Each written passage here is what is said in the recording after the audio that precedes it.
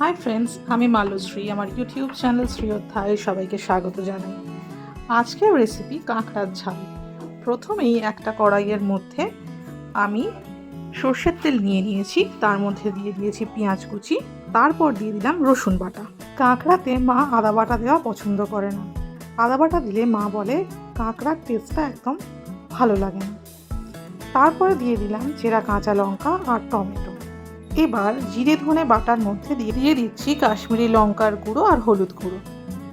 এবার এই মশলাটা দিয়ে দিচ্ছি কষানো মশলার মধ্যে, দিয়ে এবার দেব নুন।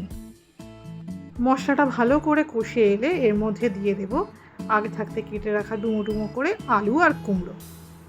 আলু কুমড়োটা ভালো করে কষিয়ে নিয়ে তারপরে ঢেলে দেব জল। এদিকে কাঁকড়াটায় নুন হলুদ মাখিয়ে রাখলাম। কাঁকড়াটা কিন্তু আমি কাঁচাই ইউজ করব। ঝোলটা ফুটে আসলে তার মধ্যে দিয়ে দেব কাঁকড়াটা। ঝোলটা ফুটে আলু কুমড়ো সিদ্ধ হয়ে এসছে, এর মধ্যে কাঁকড়াটা অ্যাড করে দিচ্ছি। কাঁকড়াটা বেশ ভালো করে নাড়িয়ে চাড়িয়ে মিশিয়ে ঢাকা দিয়ে দেব। বেশ খানিকক্ষণ ফুটে কাঁকড়া সিদ্ধ হয়ে আসলে নামিয়ে নেব।